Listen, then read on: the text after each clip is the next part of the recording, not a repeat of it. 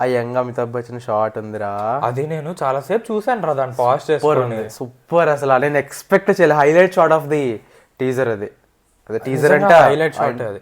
నేను ఫస్ట్ అసలు ఎలా చేశారు, CGI వాడినా ఎలా చేశారు నాకు అర్థం వేరే కాలే. యాక్టర్ అనుకున్నాను రా. అది ఎక్కడో తేడా కొడుతుంది, కళ్ళు ఎక్కడో చూశాను భయ్యా అని అనుకుంటా ఉంటే అమితాబ్ బచ్చన్ కళ్ళు అవి. చాలా సడన్ గా చూస్తే నీకు సోను సూద్ అనిపిస్తాడు. లేదు లేదు లేదు, చాలా మందికి సోను సూద్, ఆ సోను సూద్ సేమ్ గెటప్ దీంట్లో ఉంటుంది రా. అరుంధతిలో కొంచెం అట్లాగే ఉంటుంది, లాంగ్ హెయిర్ అట్లా, గెడ్డం ఉండదు, మీసం ఉండదు. మీసం ఉండదు.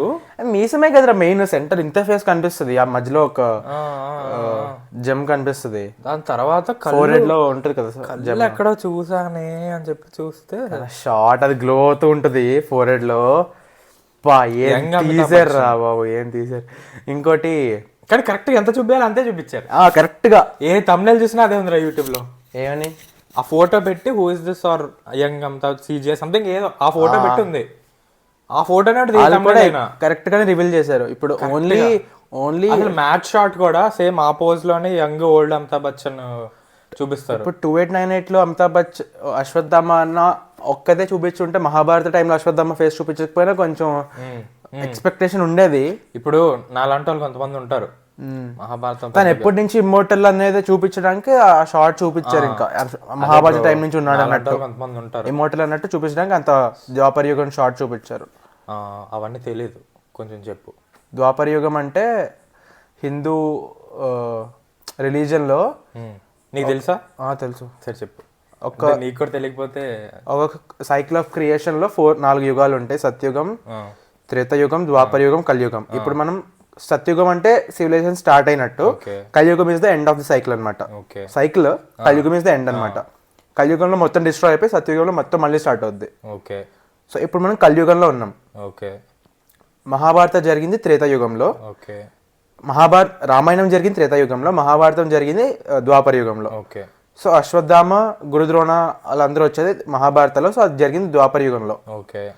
సో మహాభారత ఎండ్ తర్వాత couple of with in less than decade లో కలియుగం స్టార్ట్ అయిపోద్ది. సో అప్పటి నుంచి దశావతారం కలియుగం ఎండింగ్ లో వస్తుంది. కలియుగాన్ని ఎండ్ చేయడానికి దశావతారం కల్కి అవతారం వస్తుంది. కల్కి అంటే ఏంటి? కల్కి అంటే Vishnu 10th Avatar. 10th Avatar కల్కి అవతార్. పేరు కల్కి. అంటే ఇప్పుడు ప్రభాస్ ని విష్ణు అవతారం, ప్రభాస్ కృష్ణుడు రాముడు ఎలాగ విష్ణు అవతారంలో కల్కి కూడా విష్ణుమూర్తి అవతారం. కృష్ణ అవతారం. ద్వాపర యుగంలో వచ్చిన విష్ణుమూర్తి అవతారం పేరు కృష్ణ. త్రేతాయుగంలో వచ్చిన విష్ణుమూర్తి అవతారం పేరు రాముడు. మరి విష్ణుడు అవతారం అన్నారు కదా, కృష్ణుడు అవతారం అని ఎందుకు అంటున్నారు? విష్ణు అవతారం అని అంటారు బయట. లైక్ కొన్ని వీడియోస్ చూసాను, కృష్ణ సంథింగ్, ఎప్పుడు కృష్ణ అనే వస్తుంది. ఇప్పుడు తన మెయిన్ అవతారంలో జనాలకి చాలా ఎక్కువ గుర్తుండేది రామ అవతారం, కృష్ణుడు అవతారం. సో విష్ణుమూర్తిని పేరుని కృష్ణ రాముడితో as a same word name అన్నట్టు వాడేస్తారు అనమాట. ఒక అవతారం కింద కాకుండా విష్ణుమూర్తినే రాముడు, విష్ణుమూర్తినే కృష్ణుడు అంటారు. అశ్వత్థామ అనేది ఇప్పుడు మనకి సత్యుగం, త్రేతాయుగం, ద్వాపర యుగం కదా. ద్వాపర యుగంలో మహాభారతం అయింది. మహాభారతంలో మెయిన్ ఫైట్ అయింది పాండవాస్ కౌరవాస్ మధ్యలో. చిన్నప్పుడు పాండవాస్కి కౌరవాస్కి గురువు ద్రోణాచార్యుడు, గురు ద్రోణ. ఆయన కొడుకు అశ్వత్థామ. కానీ మహాభారత యుద్ధం జరిగే టైంకి ద్రోణాచార్యుడు, అశ్వత్థామ కౌరవుల సైడ్ ఫైట్ చేస్తారు అగేన్స్ట్ పాండవాస్. ఎందుకు? అది మళ్ళీ వేరే టాపిక్. అది చాలా పెద్ద టాపిక్. నేను నాకు తెలుసు, నాలెడ్జ్ ఉంది, కానీ చెప్పడానికి చాలా టైం పట్టేస్తుంది ఆ స్టోరీ అంతా. అది కల్కి రిలేషన్ అంటే చెప్తా. అది కూడా ఒక పెద్ద టాపిక్. అశ్వత్థామకి ఇమ్మోర్టల్ అనే శాపం కృష్ణుడు ఇస్తాడు అనమాట. మూవీకి ఏం కావాలో చెప్పు బ్రో. ఇమ్మోర్టల్ శాపం ఇచ్చేది కృష్ణుడు అనమాట. ఇంకా అశ్వత్థామ లాస్ట్ తన కర్స్ ఏంటంటే, విష్ణుమూర్తి లాస్ట్ అవతార్ కల్కి ఉన్నాడు కదా, తన కలియుగం ఎండ్ లో బర్త్ తీసుకుంటాడు. అవతారం ఇన్కార్నేషన్ అవుద్ది, విష్ణుమూర్తి ఇన్కార్నేషన్ కల్కి కింద. తనకి హెల్ప్ చేసి కల్కి వచ్చేది కలియుగాన్ని ఎండ్ చేసేయడానికి, వరల్డ్ మొత్తం డిస్ట్రాయ్ చేసి, బేసిక్లీ వరల్డ్ మొత్తం అంటే ఈవిల్ మొత్తం డిస్ట్రాయ్ చేసి ఆ సైకిల్ ఎండ్ చేసేయడానికి, డిస్ట్రక్షన్ కి కల్కి అవతారం వస్తుంది. సో ఆ కల్కి అవతారానికి హెల్ప్ కింద ఉండడానికి హెల్ప్ కింద ఉండే వరకు హీస్ ఓయింగ్ టు కృష్ణ. ఓయింగ్ అన్నట్టు కాదు, ఇట్స్ కర్స్ బేసిక్గా. కర్స్ని ఫుల్ఫిల్ చేయాలంటే కల్కి హెల్ప్ చేయాలి అన్నట్టు. అప్పుడే తన డెత్ ఎండ్ అవుద్ది. అశ్వత్థామ మంచిగా చెడు అని తెలీదా? అశ్వత్థామ గ్రే క్యారెక్టర్ రా. ఓకే, అందరూ grey just like everyone. Okay, ఒక కొన్ని మంది తను చేసిన పనుల వల్ల తను బ్యాడ్ అంటారు, కౌరవాస్ వైపు ఫైట్ చేసిన వల్ల బ్యాడ్ అంటారు, కానీ తన వాల్యూస్ కరెక్ట్ కాబట్టి గుడ్ అంటారు. సో చాలా ఉంటాయి. రావణాసుడు కూడా రావణాసుడు రాక్షసుడు అంటారు, కానీ రావణాసుడు ఇస్ నాట్ కంప్లీట్లీ బ్యాడ్ కదా. తనలో చాలా ఉన్నాయి, దాంట్లో ఒకటి బ్యాడ్. కానీ ఆ బ్యాడ్ ని ఎక్కువ డామినేట్ చేసింది మిగతా వాటి మీద. సర్లే, వేరే సైడ్కి వెళ్ళిపోతుంది. సో అశ్వత్థామ మూవీలో ఆయన గురుద్రోణ మహాభారతం టైంతోనే ఉండరు రా, ఇమ్మోర్టల్ కదా తన, మోటల్ కదా తన. క్యారెక్టర్స్ ఎవరో తెలుసా మూవీలో? ఇప్పుడు అశ్వత్థామ కల్కి ప్రభాస్, అశ్వత్థామ అమితాబ్ బచ్చన్, మిగతా ఏమీ చెప్పలేదు ఇప్పుడు దాకా. మరి కమల్ హాసన్ ఎవరు? కమల్ హాసన్ చాలా, నేను నీకు ఈ టాపిక్ మీద మాడితే నాకు తెలుసు, కానీ ½ గంట పడుతుంది. ఏంటో చెప్పు, అలా చెప్పు, వదిలేకు. కమల్ హాసన్ చెప్పక అసలు ఏంటది? కల్కి is the incarnation of lord Vishnu. అవును. సో తనకి ఆపోజిట్ లో ఉండేది కలి. ఓకే, కలి రోల్ ప్లే చేసేది Kamal Haasan. Kali is not an entity కాదు, స్పెసిఫిక్ డీమన్, ఒక స్పెసిఫిక్ అసురుడు, అలా ఒక ఎంటిటీ, స్పెసిఫిక్ ఎంటిటీ కాదు.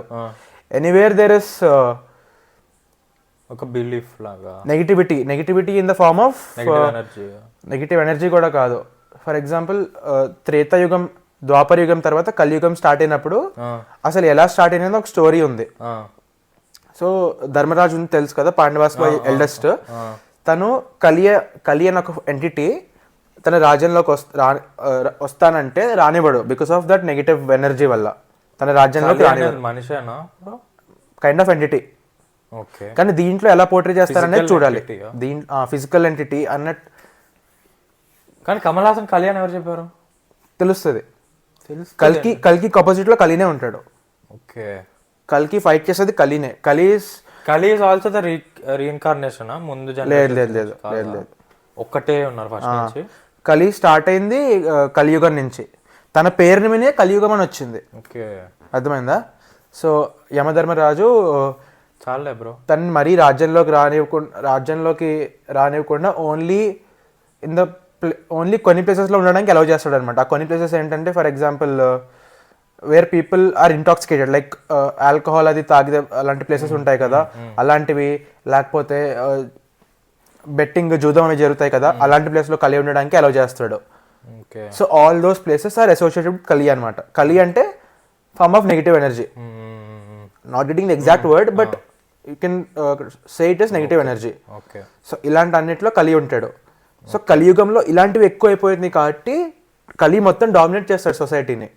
సో అందుకు దీనికి కలియుగం అని పేరు వచ్చింది. సో ఈ కలిని అంటే నెగిటివిటీ కదా, దీన్ని ఫైట్ చేయడానికి కల్కి వస్తాడనమాట. సో కల్కి తన ఫైనల్ బ్యాటిల్లో ఓవర్ కల్కి ఫైనల్ బ్యాటిల్ విత్ కలి. సో తన కల్కిలో విలన్ కమల్ హాసన్ విలన్ అని చెప్పారు. అంటే స్పెక్యులేషన్స్ ఉన్నాయి, బట్ ఇప్పుడు అమితాబ్ బచ్చన్కి ఎలా వచ్చింది, తనకు కూడా ఒక టీజర్ లాంటిది వస్తే అప్పుడు తెలుస్తుంది. లాస్ట్ లో ప్రభాస్ వచ్చి దాంట్లో ట్రైలర్ డ్రాప్ అవుద్దేమో.